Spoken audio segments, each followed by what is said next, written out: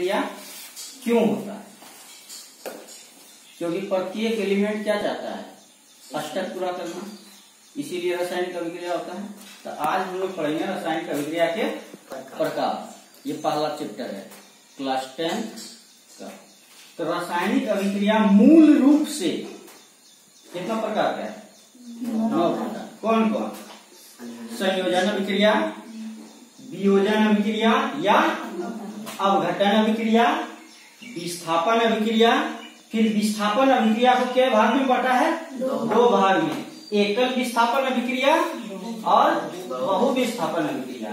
फिर आता है अवक्षेपण अभिक्रिया, उसके बाद उदासीनीकरण अभिक्रिया, उसके बाद प्रकाश रासायनिक अभिक्रिया, उसके बाद ऑक्सीकरण अवकरण अभिक्रिया, उसके बाद उष्मीय अभिक्रिया, उसके बाद नाभिकीय अभिक्रिया। ये सारे अभिक्रिया का नाम याद रखना है। तुम्हारे किताब में 7 तक ही दिया गया है, ठीक है। इसके अलावा भी 1-2 अभिक्रिया होता है जो तुम लोग को पढ़ना अभी नहीं है, उसको आगे पढ़ना है। लेकिन ये अभिक्रिया तुम लोग के लिए जरूरी है, इसीलिए हम यहाँ जोड़ दिए, ठीक है। तो सबसे पहले आते हैं संयोजन अभिक्रिया। संयोजन अभिक्रिया, संयोजन का मतलब क्या होता है?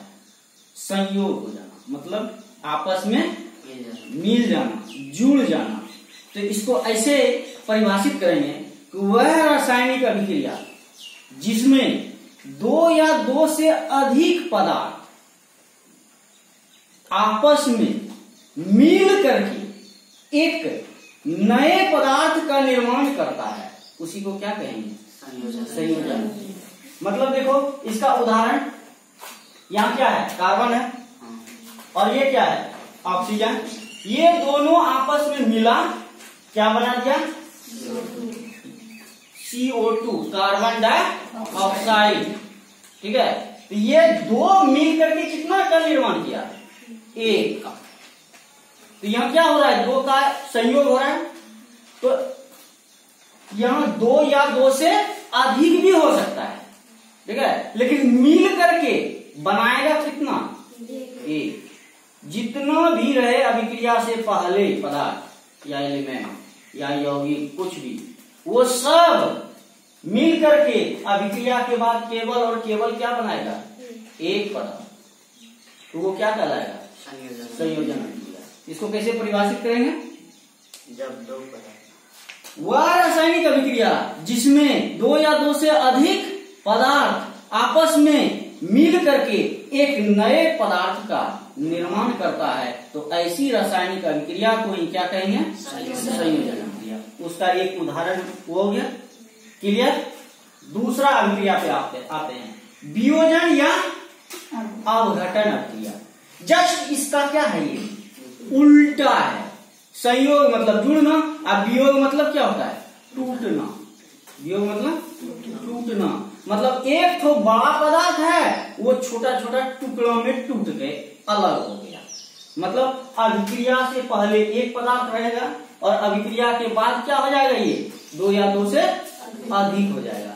तो इसको इस तरह से कहेंगे कि वह रासायनिक अभिक्रिया जिसमें एक बड़ा पदार्थ टूटकर 2 या 2 से अधिक नए पदार्थों का क्या करता है?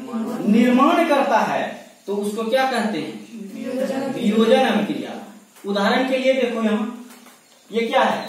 H2O, मतलब जल है ना।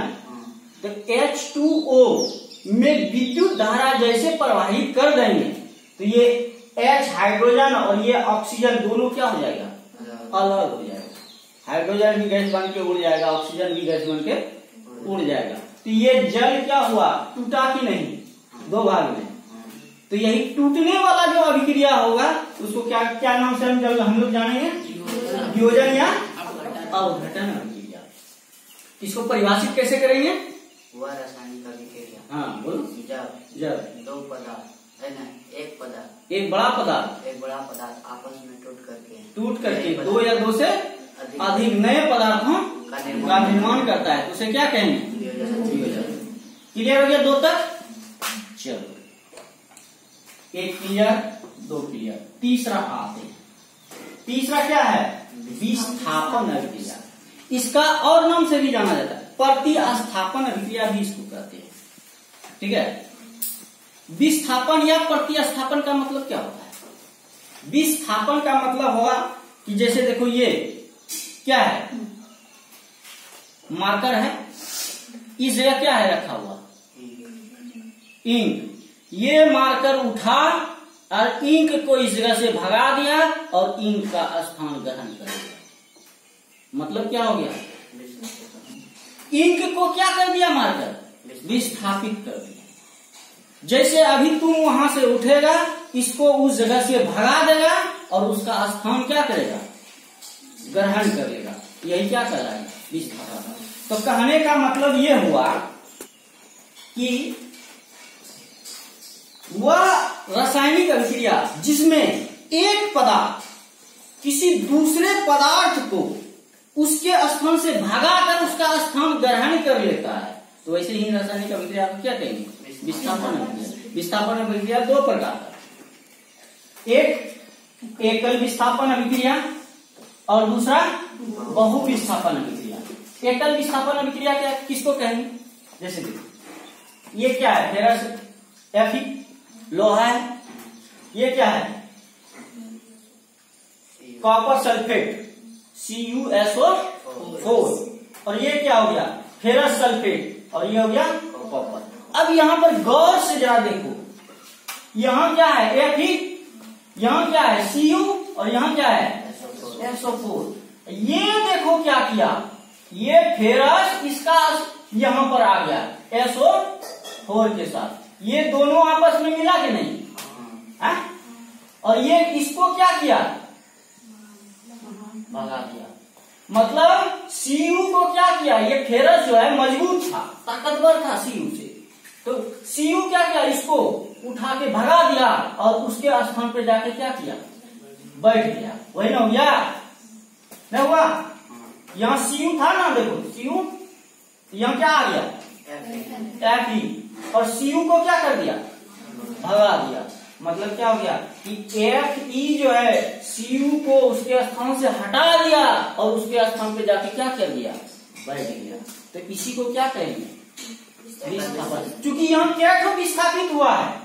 एगो, केवल कॉपर, केवल तांबा, इसीलिए इसको क्या कहेंगे?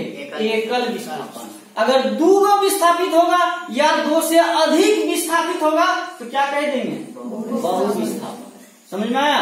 जैसे देखो यहां पर ये फेरस सल्फाइड है और ये H2SO4 सल्फ्यूरिक अम्ल है। यहां पर देखो क्या होता है? FeSO4 हुआ ना, ये Fe और ये दोनों आपस में क्या हो गया? मिल गया। हाइड्रोजन को यहां से क्या किया? भगा दिया। हाइड्रोजन को भगा करके Fe उसका स्थान ग्रहण कर लिया। और फिर यहाँ S है ना यहाँ, और S के साथ क्या हो गया? हाइड्रोजन। Fe चला गया हाइड्रोजन के स्थान पर और हाइड्रोजन चला आया किसके स्थान पर? Fe के स्थान पर। तब क्या बन गया? FeSO4 और H2S। तो नहीं हुआ? बदला बदली किया ना, यहाँ क्या ठोका? मतलब विस्थापन हुआ दो का। इसीलिए ये कौन अभिक्रिया कहलाएगा? बहु विस्थापन अभिक्रिया। इसको क्या कैसे परिभाषित करेंगे कि वह रासायनिक अभिक्रिया जिसमें एक पदार्थ दूसरे पदार्थ को विस्थापित कर उसका स्थान ग्रहण कर लेता है, उसको क्या कहेंगे? विस्थापन अभिक्रिया। विस्थापन अभिक्रिया क्या प्रकार? दो प्रकार। कौन कौन? एकल विस्थापन अभिक्रिया, बहु विस्थापन अभिक्रिया। ठीक है। एकल विस्थापन अभिक्रिया में क्या होगा? वह विस्थापन अभिक्रिया जिसमें केवल और केवल एक पदार्थ का विस्थापन होता है उसको क्या कहेंगे? एकल विस्थापन अभिक्रिया। और जिसमें एक से अधिक पदार्थ का विस्थापन होता है उसको क्या कहेंगे? बहु विस्थापन अभिक्रिया। कोई दिक्कत? चलो आगे बढ़ते हैं। अवक्षेपण अभिक्रिया चौथा। अवक्षेपण अभिक्रिया क्या होता है? अवक्षेप मतलब क्या होता है? नहीं जानता है? जैसे देखना, जल है, अंडा को घोल देना, उसके बाद जल में डाल देना, तो जल और अंडा क्या होगा? आपस में सब मिल जाएगा। और जैसे ही उसको हीट पर दे देगा, नीचे से लो पर दे देगा, यानी उष्मा दे देगा उसमें, तो क्या होगा? अंडा वाला पार्ट जो है वो क्या होगा? ठोस हो जाएगा, जम जाएगा और वो ऊपर तैरने लगेगा। तो मतलब क्या होगा? पानी में मिला रहा नहीं रहा, वो क्या हो गया? पानी से अलग हो गया, विस्थापित हो गया, मतलब पानी से क्या हो गया? अवक्षेपित हो गया। उसको छांक कर भी हम क्या कर लेंगे? अलग कर सकते हैं। तो वह रासायनिक अभिक्रिया जो अभिक्रिया के बाद उससे कुछ अवक्षेप के रूप में प्राप्त होता है, उसी को क्या कहेंगे? अवक्षेपन अभिक्रिया। मतलब अभिक्रिया के बाद वो मतलब पदार्थ से क्या होता है? अलग हो जाता है।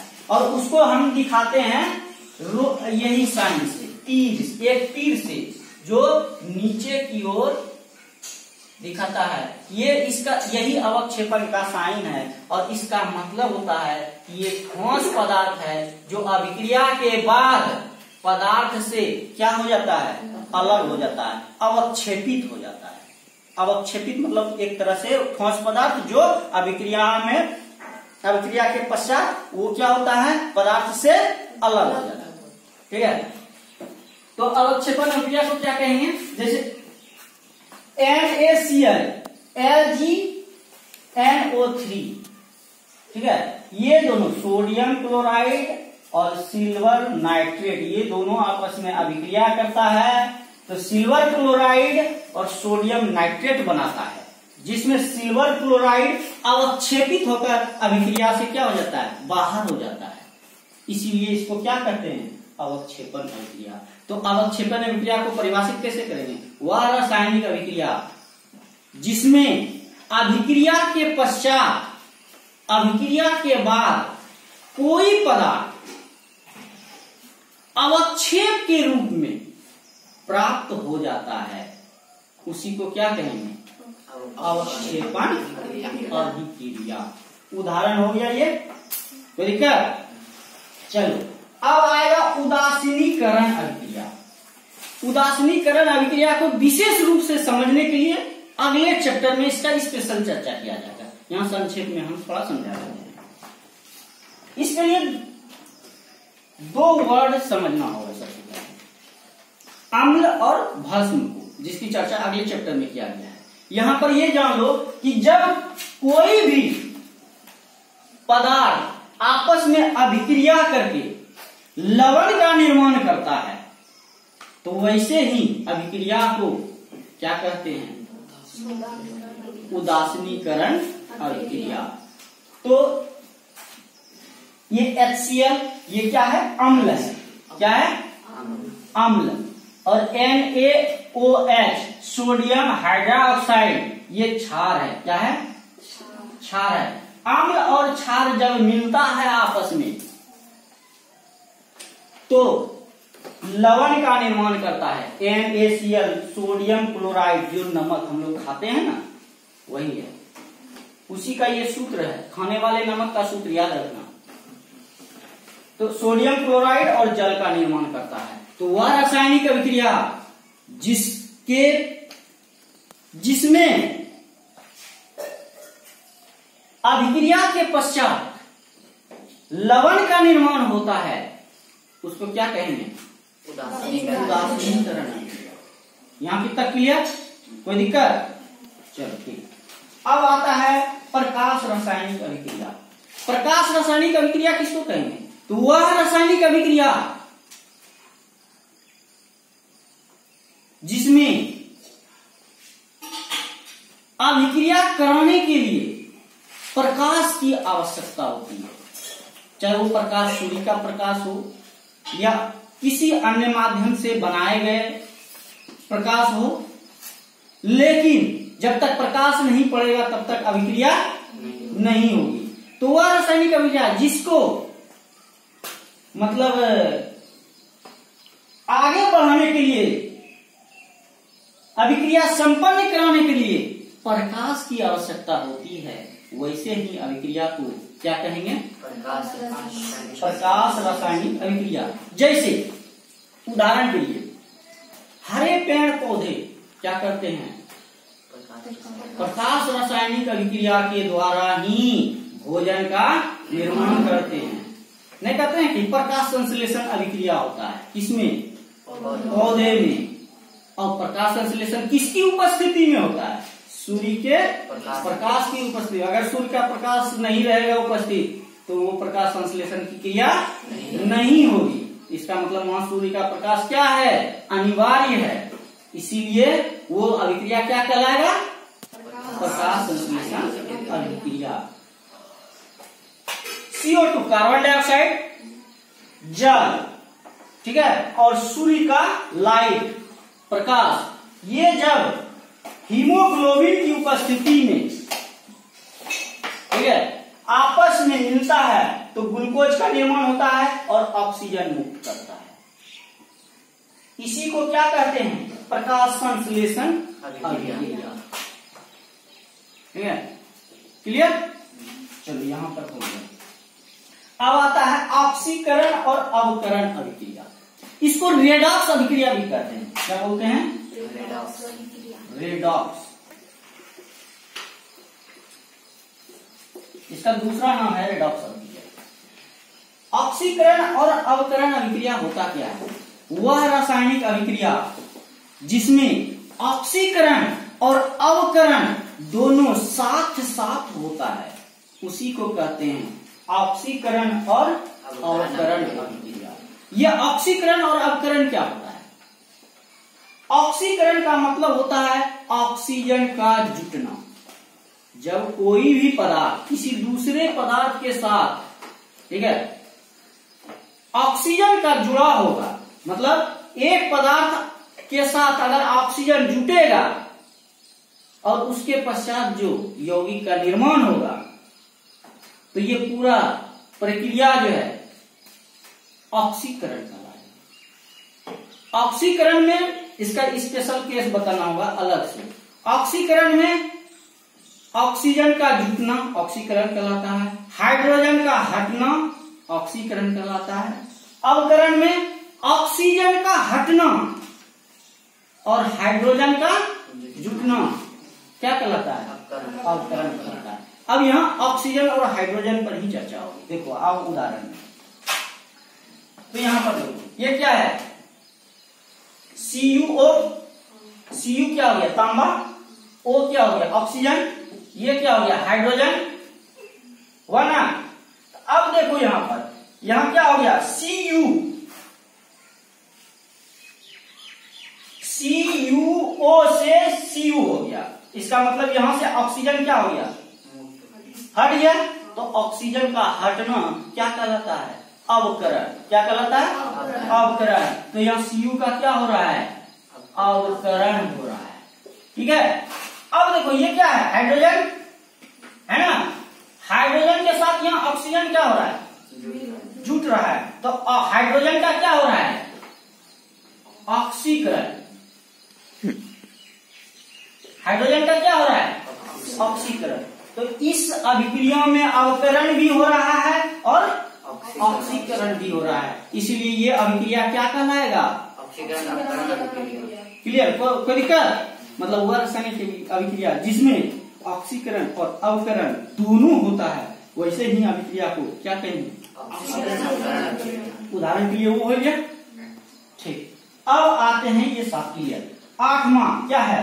ऊष्मीय अभिक्रिया। ऊष्मीय अभिक्रिया का मतलब होता है वह रासायनिक अभिक्रिया जिसमें ऊष्मा या तो उत्पन्न होता है या ऊष्मा की आवश्यकता होती है अभिक्रिया को चलाने के लिए। तो वैसे ही अभिक्रिया को क्या कहेंगे? ऊष्मीय अभिक्रिया। ऊष्मीय अभिक्रिया दो प्रकार का, एक ऊष्माक्षेपी अभिक्रिया और दूसरा ऊष्माशोषी अभिक्रिया। ठीक है, ऊष्माक्षेपी का मतलब क्या हुआ? कि अभिक्रिया वह रासायनिक अभिक्रिया जिसमें अभिक्रिया के पश्चात ऊष्मा उत्पन्न होता है। क्या होता है? ऊष्मा उत्पन्न होता है। मतलब ये कार्बन है और ये ऑक्सीजन है। कोई भी लकड़ी सारा कार्बन होता है। क्या करता है, चूल्हा में ऑक्सीजन की उपस्थिति में चूल्हा में जो उसमें डाल करके क्या करता है, काठी लोग मार देता है। क्या होता है, जलने लगता है और क्या होता है, हीट उत्पन्न होता है ना, गर्मी उष्मा। तो वहां उष्मा उत्पन्न हुआ। तो जहां अभिक्रिया के पश्चात उष्मा उत्पन्न होता है उसी को क्या कहेंगे, उष्माक्षेपी अभिक्रिया। और जहां उष्मा मतलब अभिक्रिया करने के लिए उष्मा की जरूरत होती है उसको क्या कहेंगे, उष्माशोषी अभिक्रिया। मतलब अभिक्रिया संपन्न हुआ नहीं है, जब तक उसमें देंगे नहीं तब तक अभिक्रिया होगा नहीं। जैसे जल में विद्युत धारा, जल है उसमें मतलब एक रॉड डाल दो और उसमें विद्युत धारा जब तक डालेगा नहीं तब तक ऑक्सीजन और हाइड्रोजन क्या होगा, अलग नहीं होगा। तो H2O में विद्युत उष्मा दिए या विद्युत ऊर्जा दिए, उष्मा मीन्स क्या, ऊर्जा। उसके बाद ये क्या हो गया, हाइड्रोजन अलग हो गया ऑक्सीजन। अगर ये उष्मा नहीं देते तो अभिक्रिया नहीं होता। मतलब किसी भी अभिक्रिया को कराने के लिए उसमें उष्मा की जरूरत होती है। तो वैसी ही अभिक्रिया क्या कहलाती है, शोषी। मतलब क्या, शोषण, सोखना। जब तक उष्मा देंगे नहीं तब तक संपन्न नहीं होगा। क्लियर। तो उष्माक्षेपी किसको कहेंगे, वह रासायनिक अभिक्रिया जिसमें अभिक्रिया के पश्चात उष्मा उत्पन्न होता है उसको क्या कहेंगे, उष्माक्षेपी अभिक्रिया। और उष्माशोषी अभिक्रिया किसको कहेंगे, वह रासायनिक अभिक्रिया जिसमें अभिक्रिया को चलाने के लिए उष्मा की जरूरत होती है उसको क्या कहेंगे, उष्माशोषी अभिक्रिया। तो ये क्लियर हो गया तुम्हारा 9 नंबर। नाभिकीय अभिक्रिया क्या है, नाभिकीय अभिक्रिया। तो कल पिछले क्लास में हम लोग नाभिक के बारे में पढ़े हैं ना। तो वह अभिक्रिया जिसमें परमाणु का नाभिक भाग लेता है उसी को क्या कहते हैं, नाभिकीय अभिक्रिया कहते हैं। ठीक है। नाभिकीय अभिक्रिया भी 2 प्रकार का होता है, एक नाभिकीय संलयन अभिक्रिया और एक नाभिकीय विखंडन अभिक्रिया। नाभिकीय संलयन में क्या होता है, संलयन का मतलब फिर यहां पर वही होता है। इसको संयोजन है ना, इसको संलयन अभिक्रिया भी कहते हैं।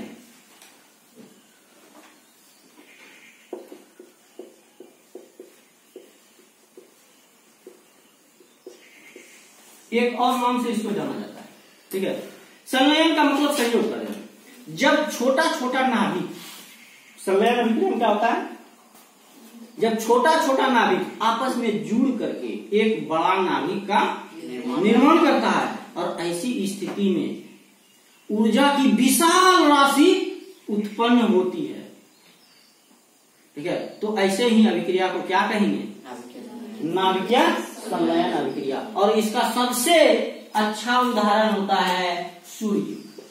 सूर्य में जो ऊष्मा उत्पन्न होता है वो किस अभिक्रिया के कारण होता है, नाभिकीय संलयन अभिक्रिया के कारण। वहां हाइड्रोजन का 2 नाभिक आपस में मिलता है और हीलियम का एक नाभिक बनाता है। क्या बनाता है, हीलियम का एक नाभिक। और यही क्रिया करने में, अभिक्रिया करने में उसको उष्मा की विशाल राशि उत्पन्न होता है। इसीलिए इसको कहते हैं नाभिकीय संलयन अभिक्रिया। क्योंकि यहाँ अभिक्रिया के पश्चात उष्मा क्या हो रहा है, उत्पन्न हो रहा है। तो ये एक प्रकार का उष्माक्षेपी अभिक्रिया भी होगा। ठीक है। अब आते हैं नाभिकीय विखंडन अभिक्रिया। नाभिकीय विखंडन क्या होता है, मतलब एक बड़ा नाभिक टूट करके क्या हो गया, छोटा छोटा नाभिक बन गया। ऐसी क्रिया में भी ऊर्जा की क्या होती है, विशाल राशि उत्पन्न होती है। ऐसी ही अभिक्रिया को क्या कहेंगे, नाभिकीय विखंडन अभिक्रिया। और इसका सबसे अच्छा उदाहरण है परमाणु बम।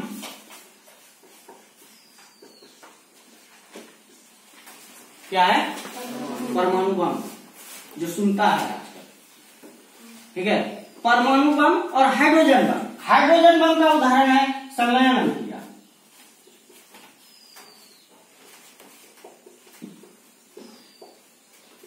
अगर पूछा जाए कि हाइड्रोजन बम में कौन सी अभिक्रिया होती है तो क्या देंगे जवाब? नाभिकीय संलयन अभिक्रिया। परमाणु बम में कौन सी अभिक्रिया होती है?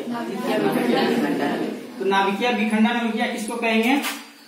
कि वह नाभिकीय अभिक्रिया जिसमें एक बड़ा नाभिक टूटकर छोटे छोटे नाभिकों में बढ़ जाता है और इस क्रिया में ऊर्जा की विशाल राशि उत्पन्न होती है। तो ऐसी ही अभिक्रिया को क्या कहेंगे? नाभिकीय विखंडन अभिक्रिया।